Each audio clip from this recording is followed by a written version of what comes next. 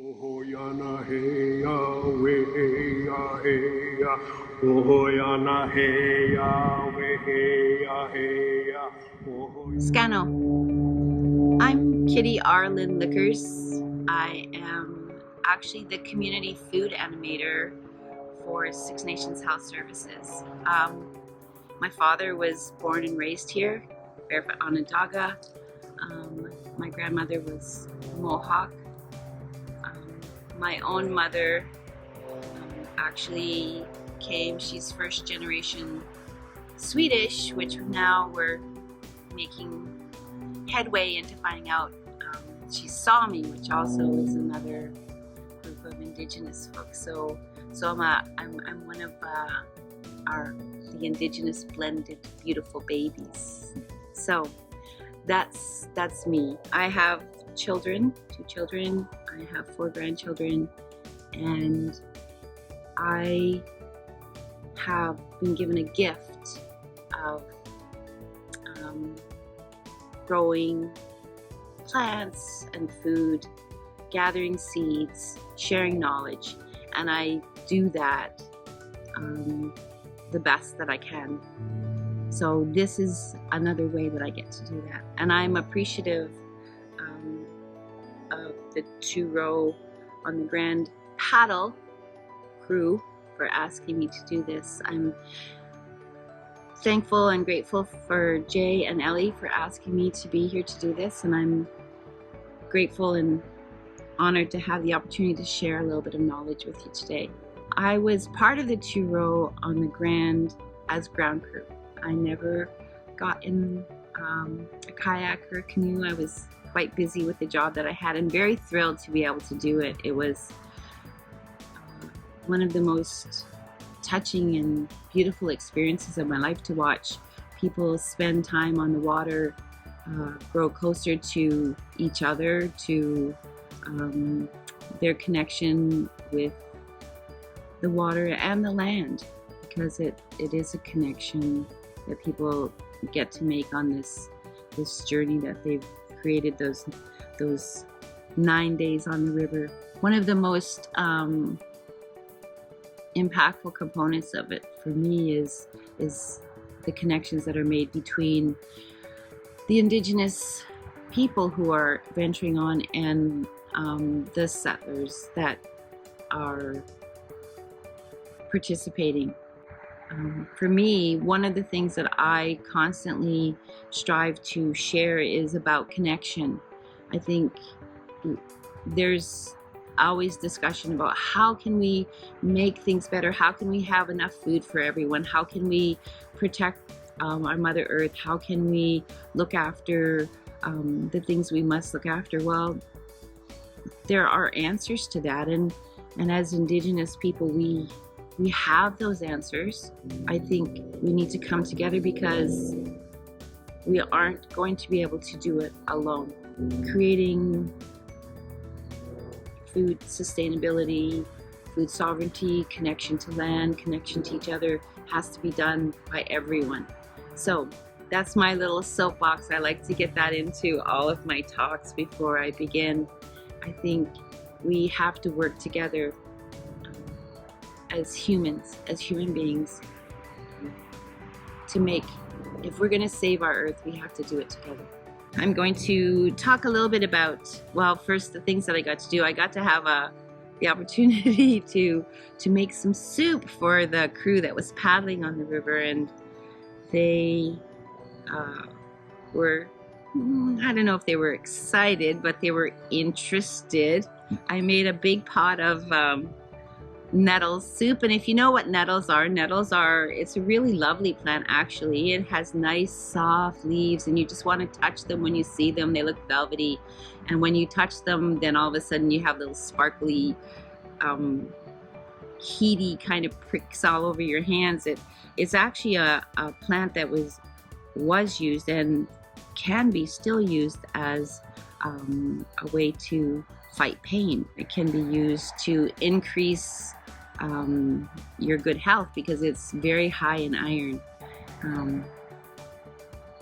The connection for me of we would have definitely used that plant and that we use it now, and that I'm able to share that information with other people, I think is impactful. When you get the opportunity to talk about things, especially for me, like foods that are our foods, and some people say traditional foods, I say our foods.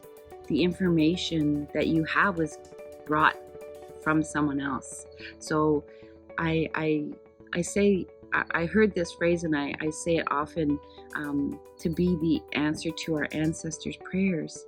So in order to be that, the thing that I pray about is that 7 generations from now, they will still know to make nettle soup if they need iron, to use those branches to alleviate arthritic pain or muscle pain. That in order for that to get 7 generations from me, I have to share that, and this is a really good way to do that now. It's still an oral tradition because I'm still talking, but the fancy camera that's pointed at me makes it a little bit more 2020. But it fills my heart because I think 7 generations before me, someone said, how will I be sure that the people will still have this knowledge? So it had to be shared, and it had to be carried on, and it had to be put forward. So if that's my gift and my job now, this is what I do. So I didn't bring any plants, and it had been a suggestion. I thought perhaps with the way cameras are now, it'd be easy to see it, but then I decided, if I'm really going to strive for people to have connection, then you have to come and see me if you want to talk about plants. You want to talk about a particular plant, you bring that plant and you show it to me, and we'll talk about it. And I can share with you what I know, what's been told to me, and what I know to be true about that plant. That's how we'll build those connections. And I realize the way the world is now, especially given it is 2020, and if you're watching this and it's 2025, we had a really serious pandemic then, and we weren't as able to be together, but we can wear our masks and we can still talk. So no plants for you to look at, but know that if you do have some, you can bring them, and I will talk to you about them. There are a few plants that I just want to highlight so that people aren't. I was driving down a road and I saw people diligently digging out bulrushes, and I was like, no, don't do that. And along the Grand River, there's bulrushes that grow, and they're part of what we would have eaten. They're edible. They're the inside tiny small plants are like almost like asparagus. When you pick them, you can steam them gently, or you can cook them in water. They're super delicious. The roots themselves can be made into a flour or a powder to use in thickening things, soups and stuff. But you can also cook it and make a syrup out of it. And I keep pondering how that comes about, because it doesn't seem to have any sweet taste to it, but somehow it makes this syrup that is quite delicious.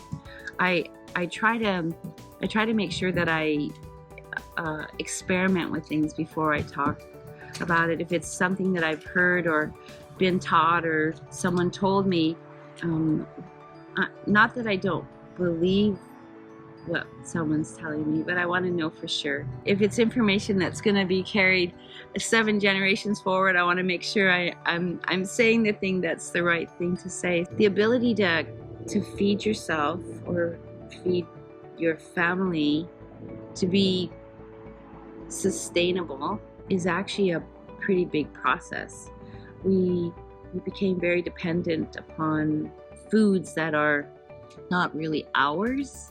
But I'm not going to argue with my granddaughter when she asks me for a cookie that's made with chocolate chips, because who who can deny themselves a chocolate chip cookie?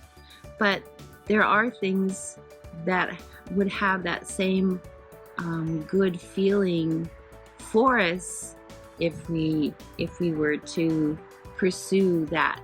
So if food sustainability is more than just being able to pick and grow and have things around us, but to actually progress from being food sustainable to food sovereign, it would then entail harvesting foods along the river that are part of what we would have included in our diet. There was a really interesting podcast I listened to about the Grand River and how they said that the majority of the things that grow along the river now are not even from here. And so I took a little hike and I thought, well, I'm not sure if that's completely accurate. And you know, who am I to argue with an expert? Although an expert is really someone who's come from far away with the biggest briefcase. I don't know that this expert had really traveled along the river so much. Using foods that are foraged, or foods that, for example, like we're talking about now along the river, using foods in a different way than we're accustomed to, or actually even venturing into trying them, I think is difficult for people. I don't know a lot of people that go out and grab huge handfuls of greens that are growing along the water or even in their yard and eat them up, even though the majority of them can be eaten. The ability to know what to pick and what to eat has to be learned. Has to be, I have to venture to guess and say, relearned. We're accustomed to running to the grocery store to make a salad by grabbing a nice big head of lettuce and bringing it home and ripping it up and throwing it in a bowl. But we could literally, especially in this beautiful setting, just walk down that hill and I could probably pick enough things from down there to make you as lovely a salad. Now, it may not have that bland, no flavor, watery taste that your delicious lettuce from the grocery store has. It might have bite to it, it might have bitterness to it, it might have an earthy taste to it, but it will be a learning experience that you have to go through in order to want to do that. If I'm able to say to you, you can pick a salad from along the river, I mean everyone can pick a salad along the river. Not just me, not just my neighbors, not just Indigenous people, but everyone can. The ability to sustain yourself without going to the grocery store would be a huge undertaking. But if we're put in the position, it can be done. But back to some of my original comments, you can't just walk down and pick. You can't just take what's there. And there's a process, a protocol for taking things that are foraged that are often forgotten when it happens. There's always the protocol of giving thanks when we harvest, even from the community garden. In the morning we do the Thanksgiving and lay tobacco for the day for everyone, because not everyone comes to do that. So that's the beginning of it. But in order to know what you're going to want to pick or what you need to pick, you're going to have to find that information. And this is where we come to what I said about Indigenous folks have all the answers. And it's not really our job, I'll say mine, because I have to stick to myself. It's not really my job to make sure you know what to do. It's your job to go and find that information and learn that knowledge so that you have it as well. To be the answer to your ancestors' prayers, you have to do what they did so the information gets forward. Then I have to do that too. So not to say that I'm going to hold the knowledge of what can be done to be sustainable as far as food goes, or even sovereign, if we can ever get to that place. I think that it's impactful and important that we go back to the connection. I'm not having enough time today to really deeply entail what it is that can be done as far as the learning, just to say that you need to do it. This lovely 2-row paddle is a beginning to that. This is a really good way for you to begin that journey. Connecting with the people that are going to be on the same journey as you when you do it. If the goal of sovereignty is to be impactful, there's more to it than just the food. It's the culture and the connection and the reaching forward and backwards in time that has to be part of it. We can become sustainable. There's enough food on this earth for us to be sustainable. It's how we're allowed access to it. So that part of it, I have faith. I know. I'm hoping in my lifetime to be able to say that we are sustainable without opening a can or ripping open a cellophane package, but the goal of being sovereign and sovereignty is impactful to everyone, because in order to be sovereign, you have to have the knowledge of who you are in terms of your culture, who you are in terms of where you fit into your family and your community and then the larger world. So I had really hoped to do a lot of this discussion in a much very lighthearted way, to go down and pick some bulrushes and make some food and some delicious mustard green dressing or salad, to pick some nettles and make some soup or blanch them and just eat them. Make sure they're blanched very well, because if you don't, some serious problems in your little mouth. There's lots of small things that can be taught and learned and shared and connected with, and the nettles themselves. So don't pick them when there's seeds on them. You can never take the sting out of the seeds, so you don't want to include those in your food. That's just one tiny component of the knowledge about food that was shared with me, so then I'm able to share with you, and any of us can go and find nettle. It grows everywhere, literally everywhere. It's very prolific.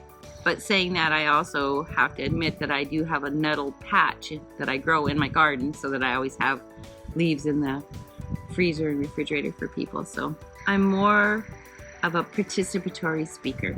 I prefer to have people ask me questions or... I have a question for you. Okay. Was there a precursor to fry bread?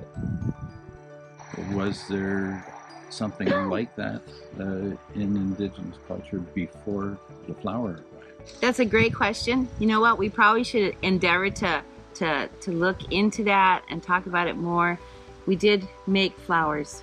We were able to grind things and make into a flour. So did we then make it into something that was cooked like that? We did make sunflower oil. So did we do that? There's all those questions. We have questions about how was our food seasoned? Was our food really bland? Like all of those things, and that's what I spend my time doing. I want to say fry bread, maybe not.